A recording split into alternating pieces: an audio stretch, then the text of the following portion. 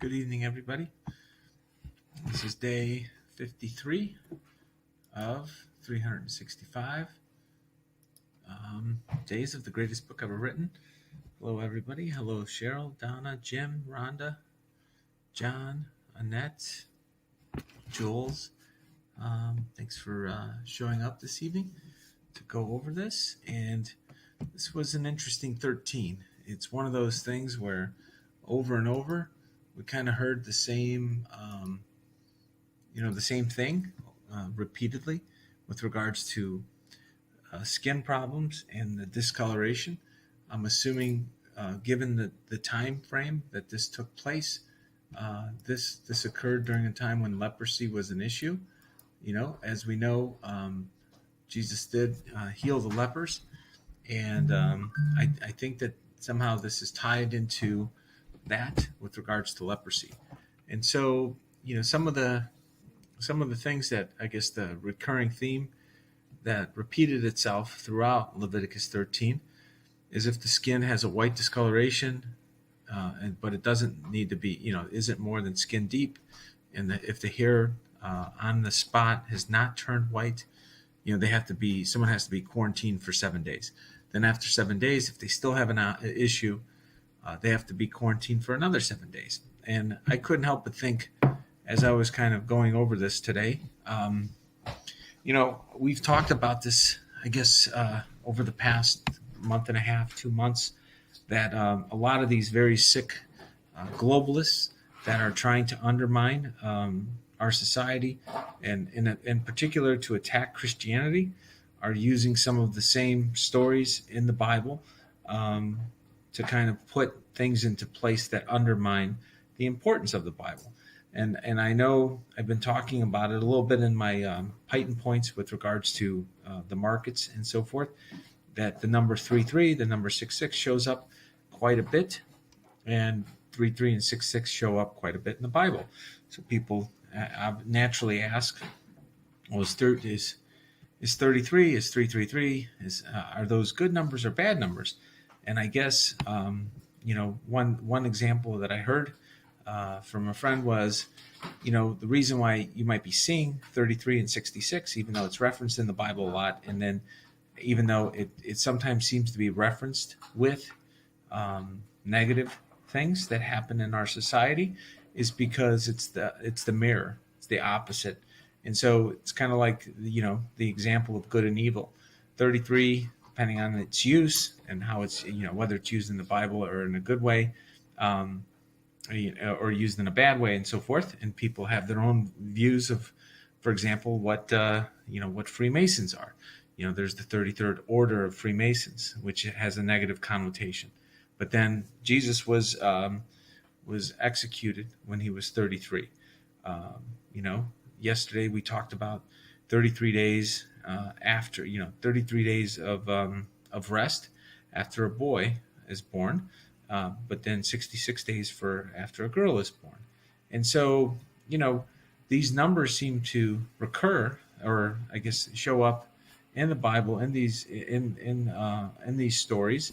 And today it just so happens, and just by happenstance, there's a company called Bed Bath & Beyond that reported, and I mentioned them in my PM viewing, and I was comparing it to the company called Amazon because of how much overlap there was. And sure enough, Amazon today, just without, beknownst to me, it closed at $33.33, and it was actually down $67 on the day, which, you might as well make it a cool 66. So then that would have really tied itself out nicely. Or 33 Amazon, 33 plus 33 is 66. Anyways, maybe all these things are just coincidences, folks. So maybe there's absolutely nothing to it. But when the same numbers appear repeatedly, it makes you wonder what's behind it, if anything. Or is it just the way things just pop out all the time? I don't have an easy answer to it. I'm just saying that it seems to appear more often than would be suggested with traditional mathematics, And then when you see it referenced, I guess in some of these other stories, you can't help but think if they're somehow connected. I haven't figured out if they are, but if I do, I will definitely share it with you. Okay, so now, once again, these different types of ailments, if someone has a boil on the skin and it started to heal, but a white swelling or reddish spot develops, same thing, you have to go to the priest, have it examined. And then if it's more than skin deep, the priest will pronounce them unclean. So the big thing is this concept of unclean, giving the authority of the priest to determine who's unclean and who's not. Who's unclean and who's clean. That responsibility lies with the priest. Now, when you think about what's happening right now, we gave that authority in this story, Leviticus 13, to the priests that were given authority over our community in this story. But then when you look at what's occurring in the world today, we have a situation where the state wants to be that authority. Someone like Fauci wants to have that authority over us in terms of how long we should quarantine and how we need to be shielded and protect everybody else from, some concerns and so forth that we might be contagious. I will say that some news hit the wire that I believe the governor of the state of Montana has come out and said the state of Montana will ban any type of immunity passports. So that's an example where I do believe that's the example of somebody following the U.S. Constitution. That is leadership in action. I don't know much about the governor of Montana, but the fact that the governor is leaving it up to the citizens of Montana to make the decision for themselves as to what they should be doing, and that they don't need to try to steal people's rights in the name of public safety, which we all know is bogus. The government has done nothing to ensure our safety. I happen to go through that again today, and this kind of ties into this whole Leviticus 13. The national debt of the United States in the year 2000, and you can go look this up for yourself, folks, it was 5.7 trillion. So imagine 100 million families in the United States owed the debt on behalf of the federal government of $57,000 per family times 100 million families. Today, that number is almost 300,000. And in fact, in the past 2 years alone, 2020 and the run rate of 2021 right now, we have a situation where the national debt in 2 years will exceed the entire growth of the national debt for 224 years between 1776 and 2000. That's how bad it is, folks. And these numbers seem to have no end in sight. And my concern, and I think the concern of a lot of other people, is that they're going to try to collapse the system under this guise of debt so that they can usher in some sort of communistic, satanistic,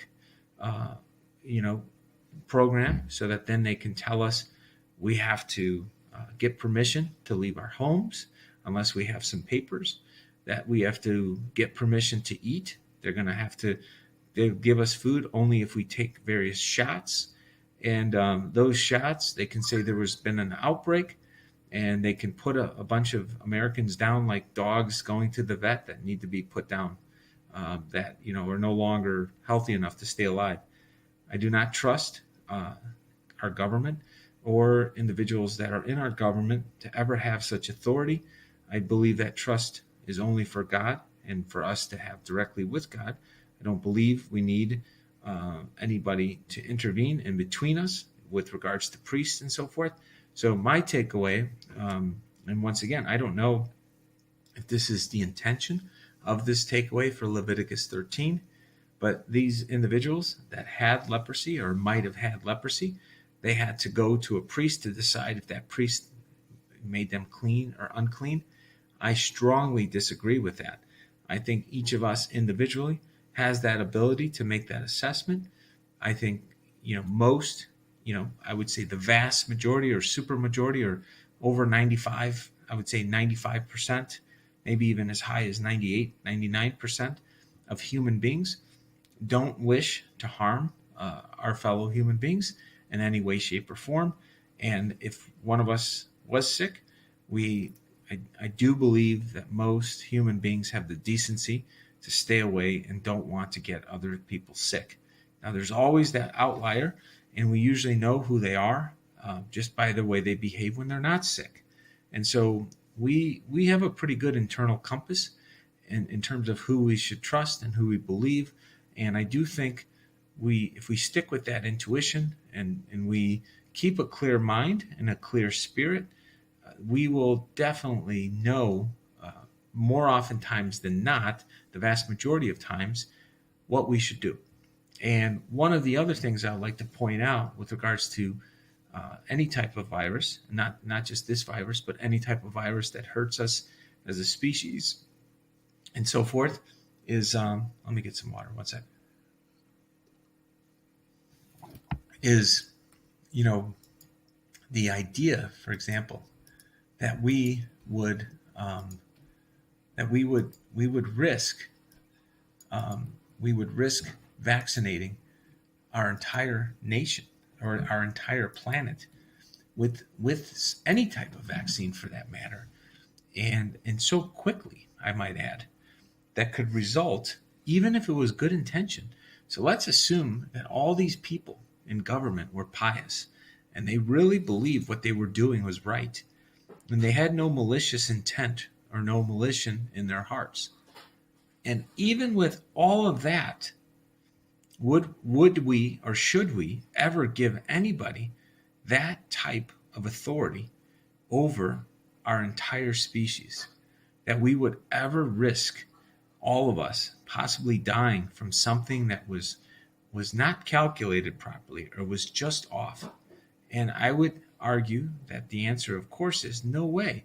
You should never, ever take that chance that 1 or 10 or 100 or 1,000 people that think they're too smart for their own damn good can dictate the life and what happens to hundreds of millions, if not billions of Americans, and billions of people around the world, hundreds of millions of Americans.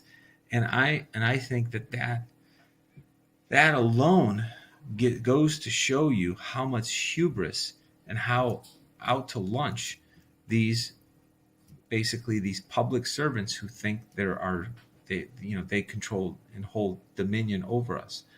I guess not any different than the software that they like to use. They like to think that they hold dominion over us, and I guess until we rise up and make sure that they're put in their place by either voting all of them out or installing the right people, I guess they're going to continue to run roughshod over Americans.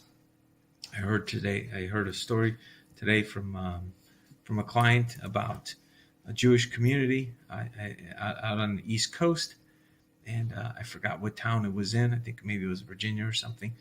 The entire town just refuses to wear the masks. They're like, up yours. It's a conservative Jewish town, and they don't wear the mask anywhere in public. He said, arrest them all. And I think that's a beautiful thing. I think we should take that as a sign to do this nationwide. Communities that are standing up and saying, you know what, we're all going to go down together. Enough is enough, folks. And I think that we need to figure out how to better organize and do such things. Public disobedience. This has worked before in American history. The civil rights movement in this country, when there was a lot of unjust laws and there were minorities in this country that were treated unfairly, there was definitely racism back then. I do not believe there's racism today. I think that's overblown. I think it's a bunch of nonsense used to divide people. But there was definitely racism about 60, 70 years ago that was structural, and they did the right thing. And there was not just Americans of African descent. It was a lot of Americans of European descent and other groups uniting together to put an end to the nonsense. And what I would say is we, the people of the United States, need to step up and exert that type of civil disobedience to say enough of this nonsense. We shouldn't let 7,000 people that act like criminals behind laws dictate how we are to live our lives, as though we're sick. We're all sick, and and that we all can't have an immune system fight this off.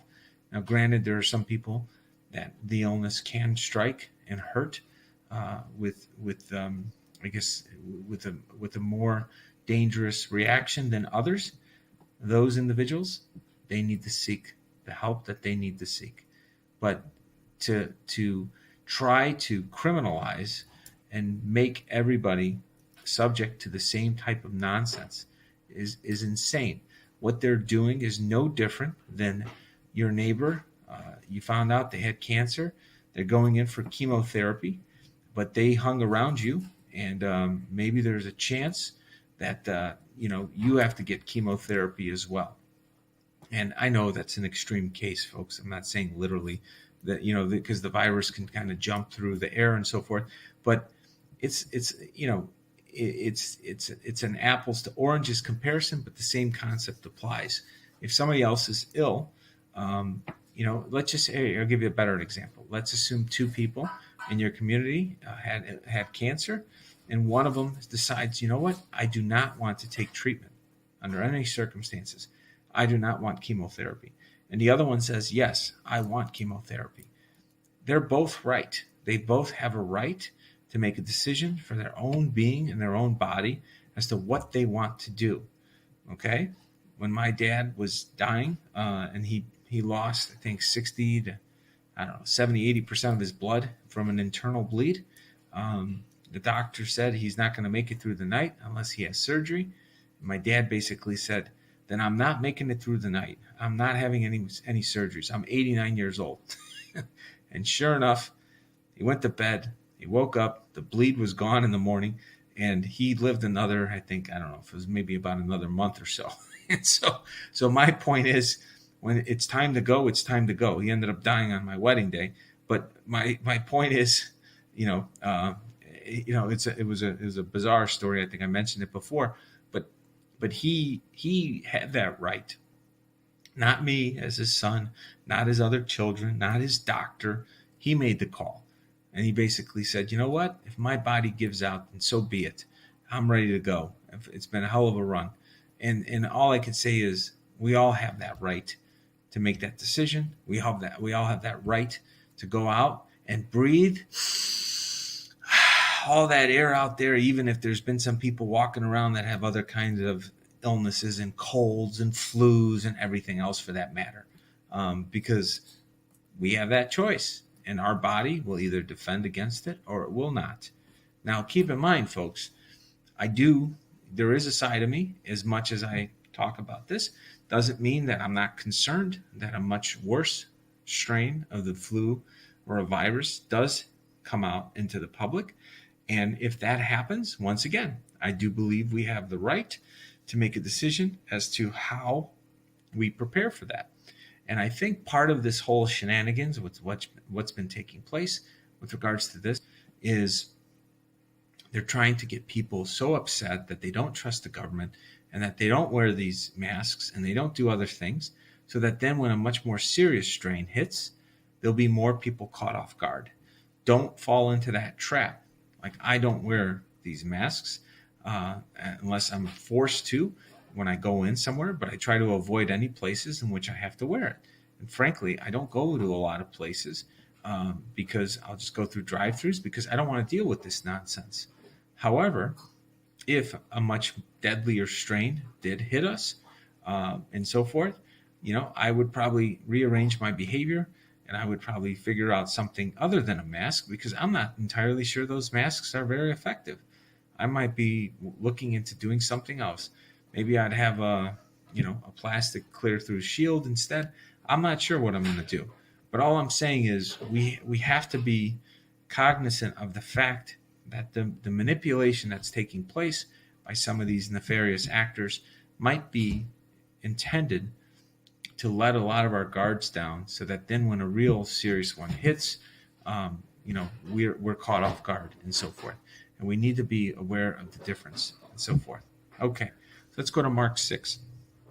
So Jesus left part of the country and returned with his disciples to Nazareth, his hometown. Jesus told them a prophet is honored everywhere except in his own hometown and among his relatives and his own family. And because of this unbelief, he couldn't do any miracles among them except to place his hands on a few sick people and heal them. And he was amazed at their unbelief. So Jesus went to village, okay? Wherever you go, stay in the same house until you leave. So this is what he told his disciples. We have talked about this before. When the disciples would go into a town and they would try to spread the good word, he would basically say, he would send them out by two. He told them, take nothing except a walking stick, no food, no bag, no money. He allowed them to wear sandals, but not to take a change of clothes. And he said, wherever you go, stay in the same house until you leave. But if any place refuses to welcome you or to listen to you, shake its dust from your feet, and as you leave, to show them that you have abandoned these people to their fate. That's a pretty powerful thing, with regards to, these disciples are going in to spread the good word. And, it's an interesting concept in and of itself. You think about this for a second.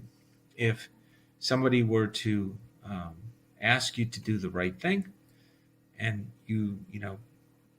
and help them out if they were in need, and they were trying to do good for the community or something else, how would you react? I mean, when I hear this story, I think about calls that we might receive, or pleas for help that we sometimes get.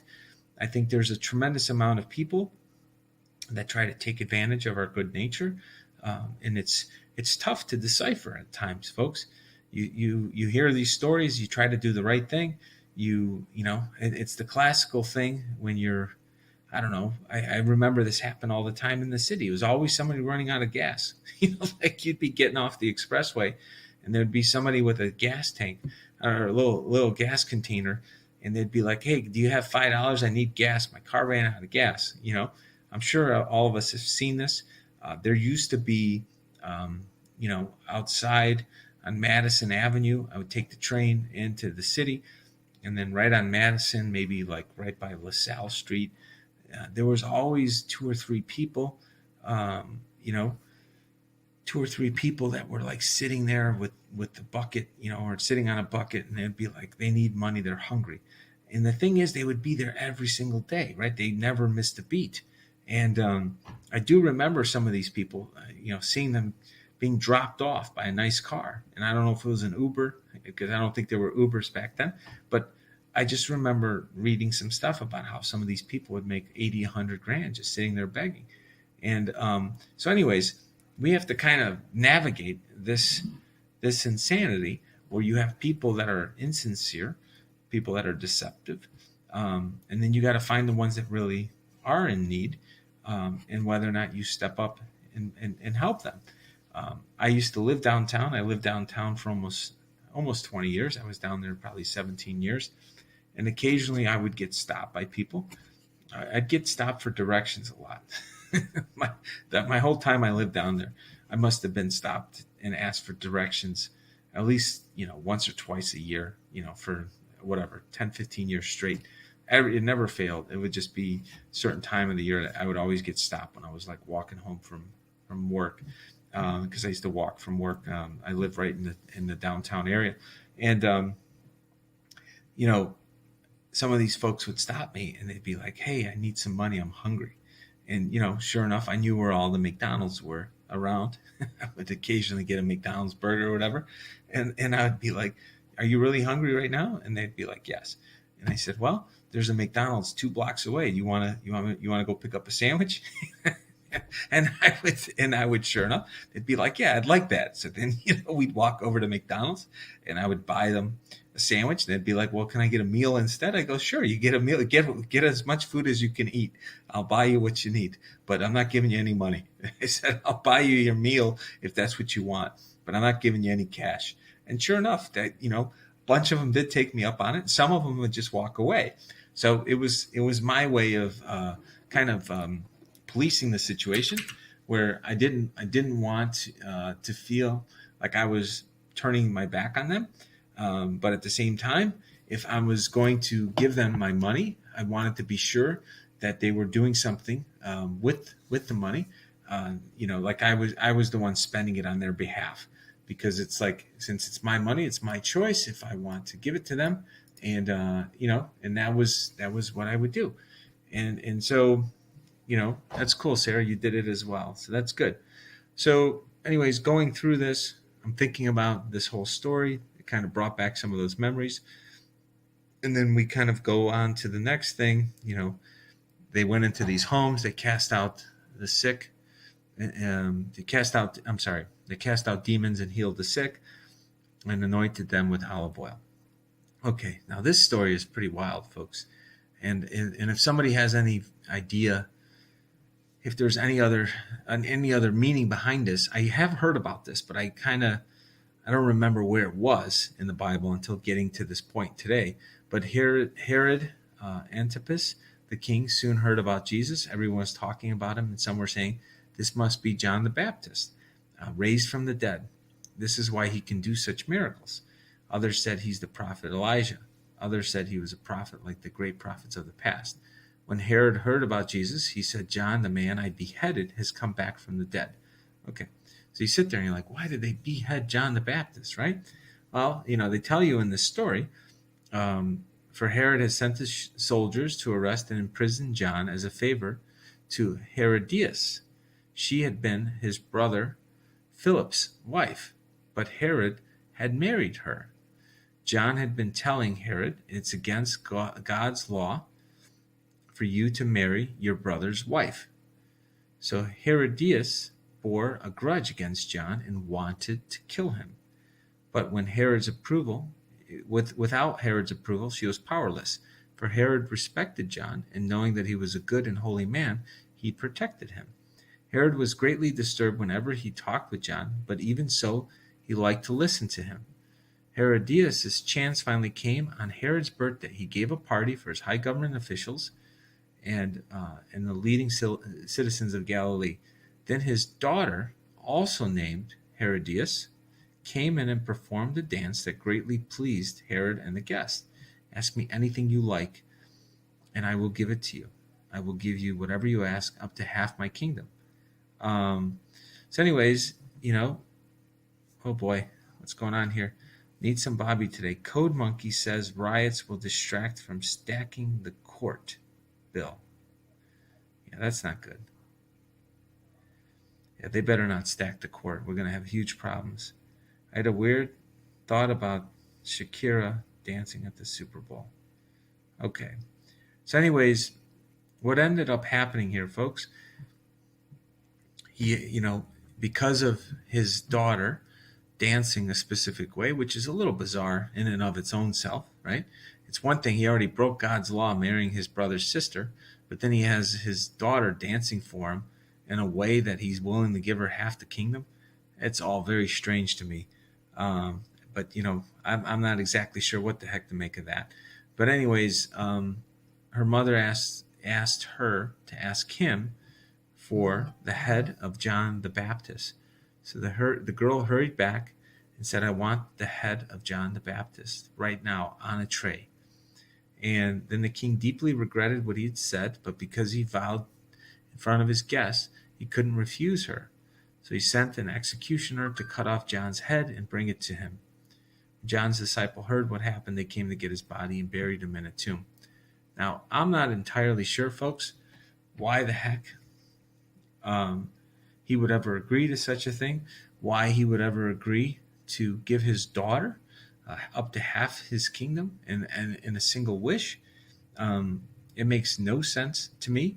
If you have anything that you can say about this, no, I did not watch the Super Bowl. Maria, I have not watched any football in years. Like literally, it's probably been a good 5 or 10 years. I have not watched any football because of the way it was going and how, unfortunately, I call a lot of these individuals in professional sports. I don't shy away from them. I call them ingrates. Ingrates.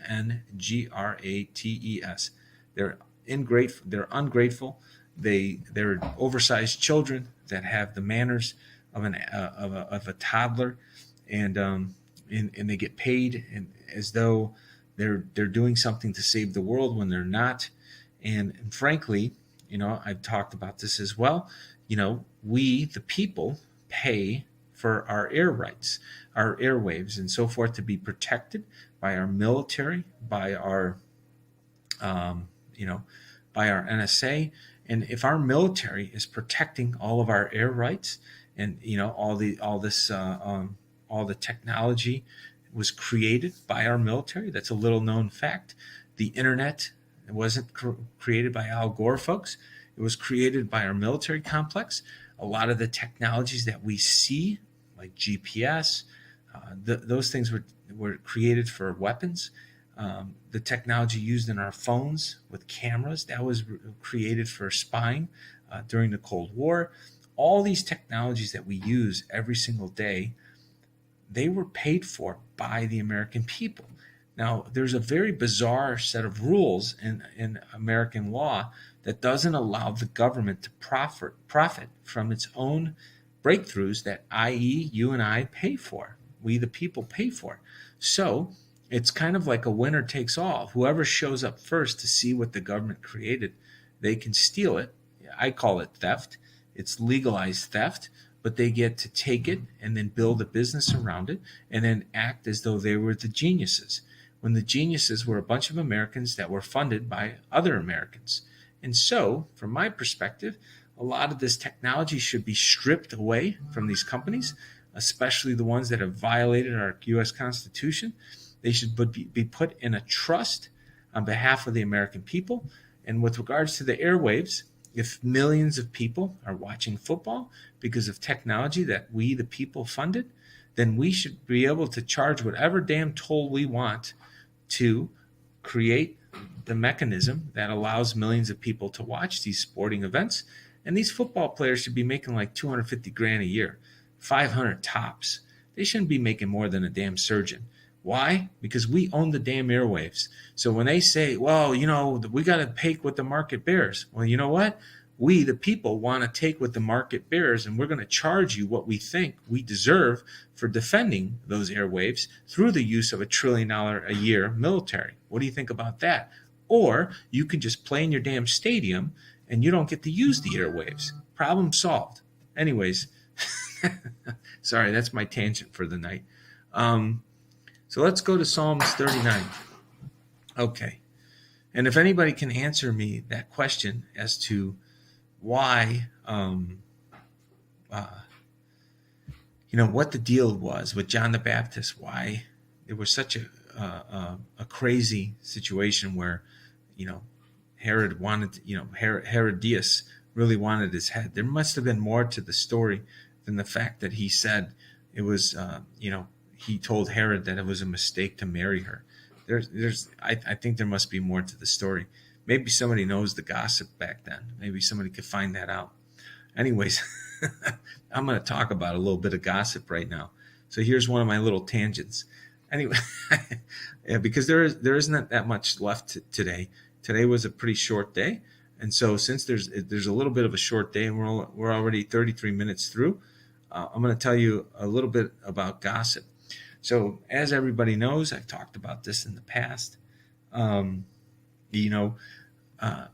ended up getting divorced after being married 15 years. And part of that whole process, I had to get an annulment in the Catholic Church. And I was explaining it to my son today at dinner, because, he basically, we were talking, and he's like, I said some woman, that I was talking about with regards to, some of my posts with regards to, defending the most innocent among us, with regards to the unborn, those individuals, those babies that are being slaughtered, it's got me some people that have been a little excitable and, kind of trying to attack me and make up lies about me. And so, my attitude is when these people are going to speak up, I'm going to call out this crap and just hit it head on. I'm not going to shy away from it. And to make a long story short, as I've said before, and once again, this is probably because, as you get older, you kind of forget some of the lessons of your youth when you're going to church and what you're supposed to do with regards to the Bible, unless you're keeping up with it and so forth. But anyways, being married 15 years, my first marriage, we had 2 children together and we kind of grew apart. And part of that growing apart process, we decided to separate, and we started to see other people, which in the Christian, Roman Catholicism, and I'm assuming this is the case in a lot of other versions of Christianity and so forth, and maybe in Judaism and other religions as well. I don't know. I don't know all the fine print. I just know what I had to deal with regards to Roman Catholicism. But anyways, we saw other people, and as a result of seeing other people while you're in marriage, you've violated your marriage vows. Even if you agreed to see other people while you're still trying to see if you want to stay married. It's a big no-no, folks. So anyways, as a result of that violation, there's some people that thought me and my current wife and everything, are swingers. So these rumors started swirling around my neighborhood. And some of the people that we kind of knew in the neighborhood started these crazy rumors a while back, and first of all, they don't really know my wife very well, because I happen to be married to a woman that if I ever did anything and I cheated on my wife, which I would never do. I never would cheat on any woman. I never have. I never cheated on my first wife. I sure as hell wouldn't cheat on this wife here, because I think she would take my head and she would put it on a platter, just like John the Baptist. This is a great segue, folks. So I was just having this conversation at dinner with my son. My wife's sitting right over there. We just heard about John the Baptist losing his head. In this case, it would be my own wife taking my head off if I did something so stupid as to ever cheat on her, because that's just the big no-no. It's not anything we would ever agree to. We would, so this whole concept that people were kind of starting these rumors, we both kind of chuckled about them, because we're like, these people are nuts, like who has times for this shit? Who has time to make these kind of stories up? Well, this crazy woman that I told you about, and she is crazy. There's no doubt about that. But basically, she kind of wrote this text, and I shared it with my son, who's 17 years old. I said, this is what she wrote here, folks. You are a disgrace. You're a disgrace to Geneva. And I'm like reading this. I was very serious. I did have a collared shirt on. So having the collared shirt on made me feel a little more ready and prepared. I should have put a tie on too, with maybe a suit coat. And then I could have really handled it like a lawyer or something. Anyways, I'm just kidding around. Sometimes people have to it's like the old joke, right? Why did the man wear a suit to his vasectomy? Because if he was going to be impotent, he's going to feel impotent. Anyways, when I think about suits, sometimes I kind of think of that line. If you're going to be impotent, you better feel impotent. Anyways, so this is what she wrote to me. She goes, I love you. I love how you cheated on your wife, kicked her out, right? And now you have a new wife in your house and new kids, and you're holier than thou. Okay? Again, a disgrace. And I'm sitting there like, first of all, she's never even watched this show. Like, she's never watched this whole Bible study thing. I'm far from holier than thou, folks.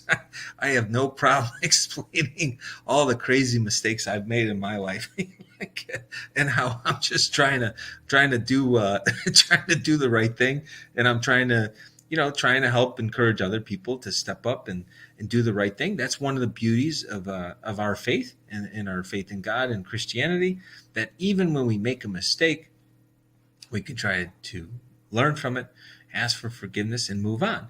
And I was talking about this example with my son as I'm kind of reading this off, reading to my son and so forth. I said, Ronan, there's there was an accident in the 1980s. You might have not heard about it, etc., because I don't know if they teach this stuff in school anymore. But there was a space shuttle that blew up, and it was, I think, in 1986, 87, somewhere around there. If you guys recall, it was the first teacher that was on this space shuttle. I think there was like 7 people that were going up to space and so forth. And anyways, as the space shuttle was going up, it blew up, and everybody died instantaneously. And it was all watched on television. That was the O-ring incident. And so anyways, there's a Dr. Feynman, and he happens to be one of my favorite physicists. I've studied a lot of his work. I've actually used some of his work in my work in the markets. He's got some incredible breakthroughs in physics, and he's just a brilliant mind. And if you want to watch somebody on YouTube, I most definitely suggest checking out Dr. Feynman. He is just so much. He's such a joy to watch explain physics, and it's exciting to watch him talk about physics. I love Dr. Feynman, and anyways, I think he taught at Caltech, which Caltech makes MIT kind of seem like the JV class. Okay, folks, like if you're no offense to the people that went to MIT, and I know a decent number of people that have gone to MIT over my career, the ones that really the real rocket scientists are coming out of Caltech. And anyways, going on to Dr. Feynman, if you look at how big the space shuttle is, and you look at how much money is in there, right? Billions of dollars, all of these engineers, probably 1,000 to 5,000 people involved in producing this, spaceship, right? That all these people are going to go on. And they just screwed up in one part, these little O-rings that Dr. Feynman figured out. Because of the temperature in Florida on that day, the O-ring didn't properly expand. And as a result, there was a catastrophic failure. So the question I asked my son is, I said, look, that O-ring might have been like 100,000th of what could have gone wrong on that spaceship. 100,000. If you were to add up all the different things in that spaceship, okay, maybe it's 150,000th. I don't know. But the whole point is, it was one tiny little sliver of a failure out of 50,000 things or 100,000 things that could have gone wrong. And it ended up completely shaking the country to the core, that this happened, that we somehow made this mistake. And it was a horrible mistake, because it was the loss of 7 people's lives. There was a lot of people that were probably devastated, that they felt maybe they were responsible somehow in the mistake that occurred, that led to the loss of this life. All these different things that took place as a result of this catastrophic failure. And then you sit there and you think about, well, who's at fault in something? So we kind of started talking about this concept of all this guilt-ridden society that we live in, and that there's some people, the Republicans, for the most part, not all. There's a bunch of people that are burrowing themselves in that aren't Republicans. They're probably they're Trojan donkeys. They're kind of sneaking in. They're really Democrats that try to act like they're Republicans. But anyways, the real Republicans that are God-fearing and love God-loving, God-fearing, whichever camp you're in, who want to learn from their mistakes, they ask for forgiveness, they try to do the right thing, and they don't dwell on it. They don't try to assign blame, because even if they have 1/50,000th of the blame, if they were the O-ring in the situation, so if you were the O-ring and a ship blowing up, your relationship went wrong, and so forth. And I got news for you, folks. You're also on the hook. And so this is the example I was using to my son, with regards to, this woman is trying to say, without even knowing me, without knowing, maybe I have no idea. Maybe she knows my ex. my whole point is each of us has some type of culpability as we go through life, period. It might be 1 out of 10,000. It might be 1 out of 50 on some things. It might be 50-50 on other things.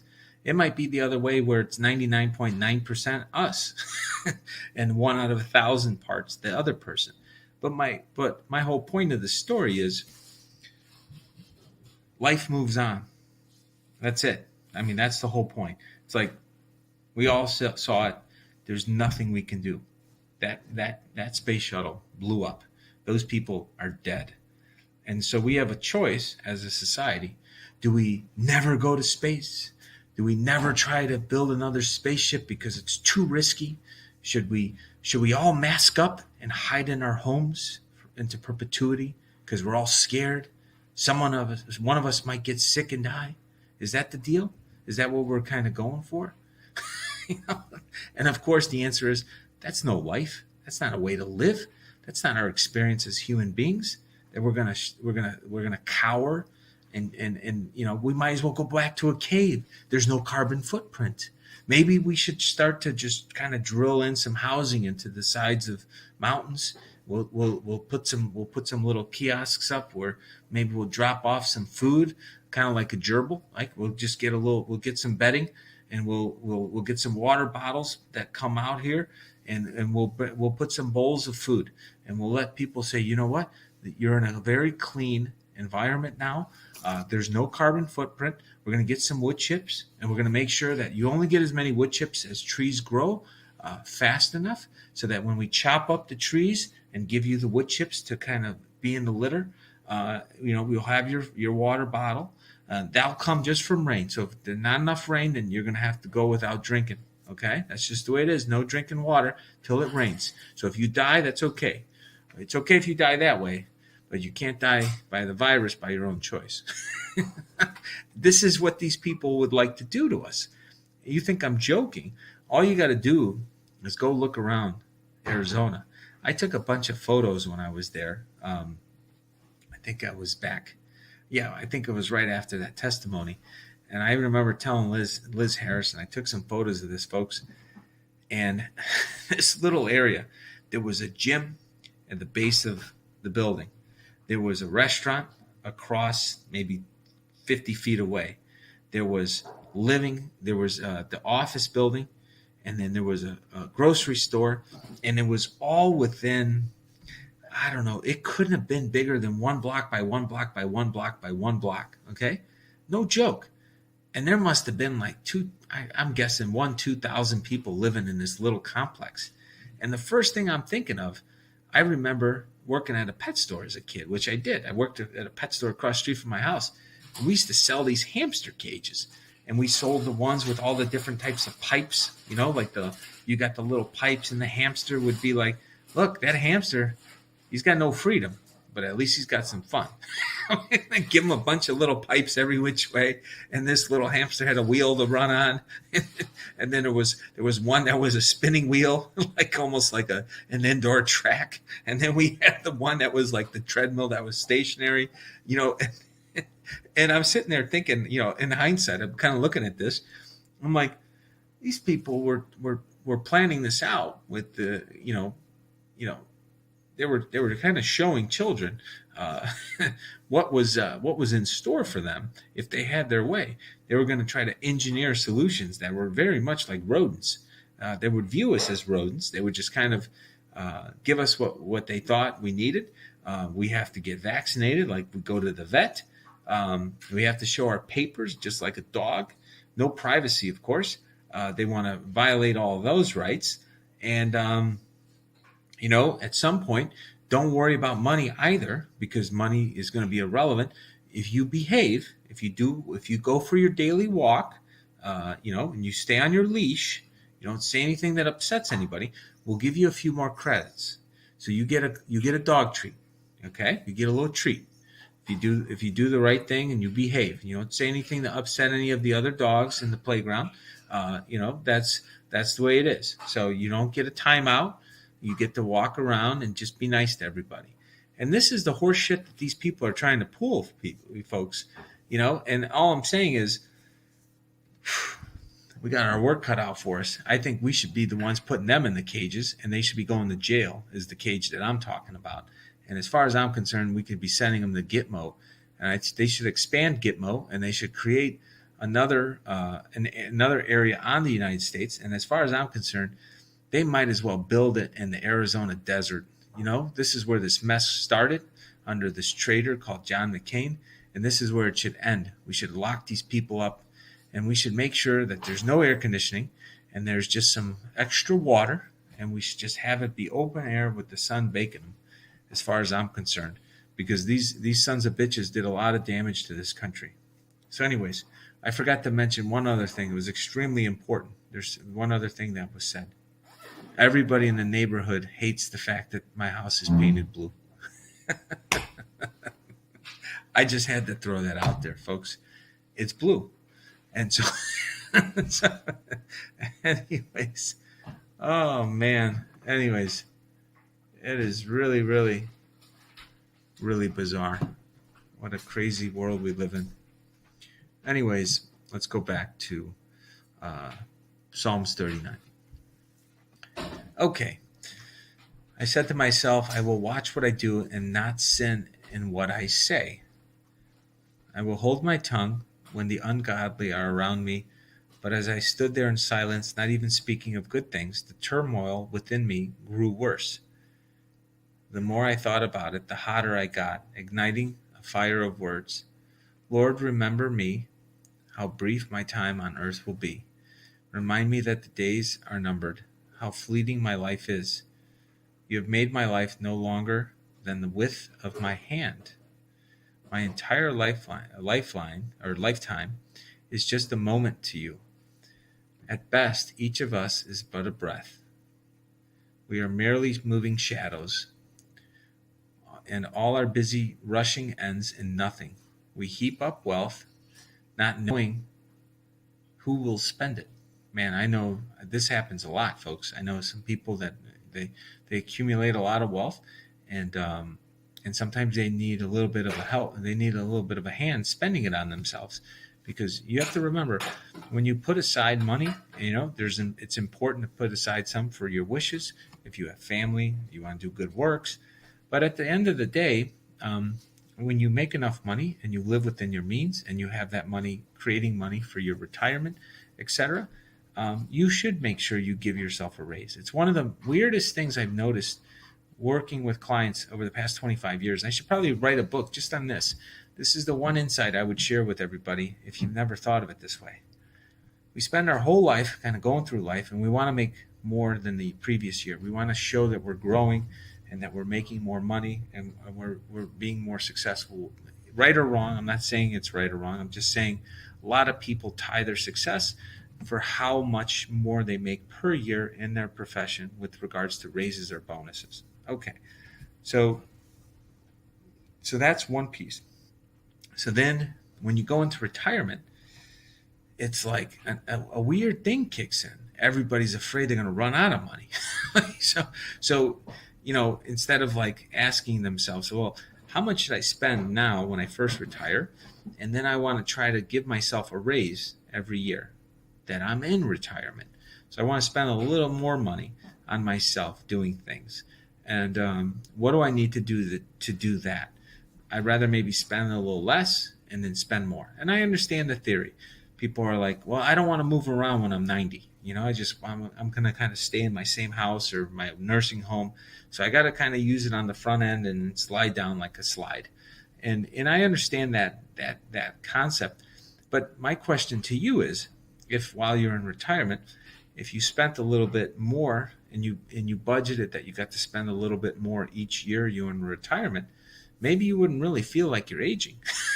Like if you're doing a little bit more, you kind of give yourself a goalpost and you say, hey, okay, I retired at 60. I'm going to do this at 62. And then you know what? By 65, I want to learn how to play the piano. And then guess what? I saw this crazy guy, climb Everest when he was 70. I'm not saying people have to do all these crazy things, but I'm just saying that if you give yourself another kind of goal and another type of thing to do, to inspire you to enjoy your money and give yourself a raise from the money that you set aside for retirement, I think it could lead to a, a different type of a different type of retirement that you might find more interesting and enjoyable. And if you have the resources, um, I don't think you should ever feel guilty about spending them. You earned it.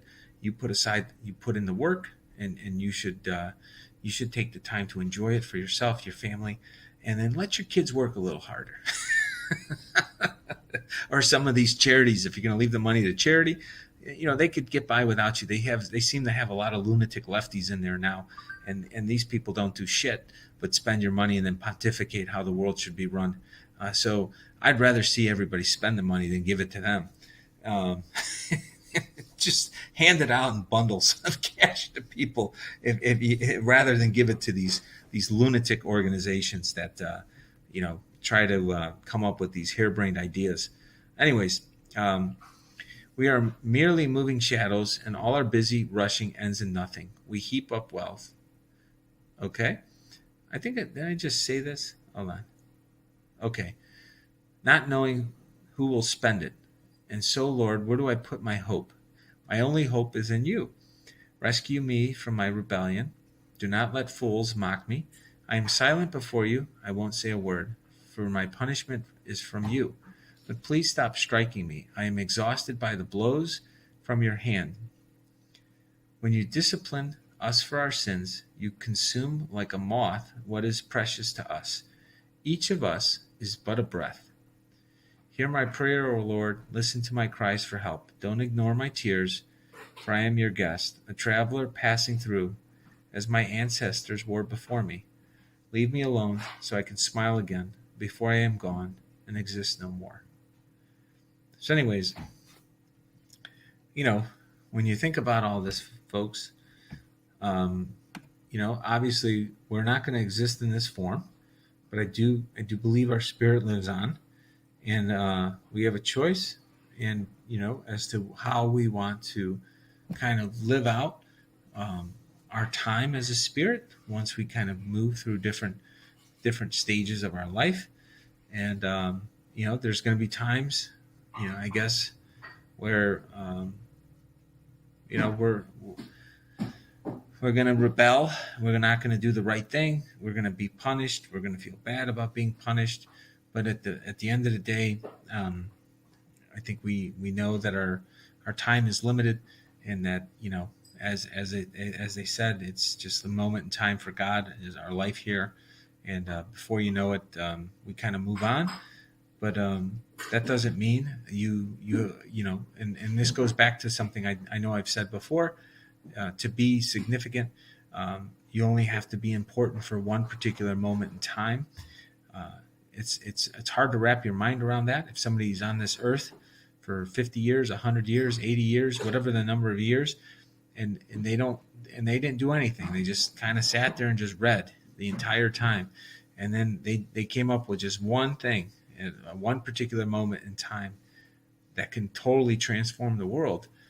Did they waste their time? Of course, the answer is no. And my whole point is that because we are infinite in terms of what we're capable of and what any one of us can become at the drop of a hat, between God basically infusing His Spirit into us, we should realize and recognize the beauty of each and every one of us as being children of God. So, anyways, that's the way I kind of look at this story. So let's go to the next thing here. Okay, this one's super duper fast.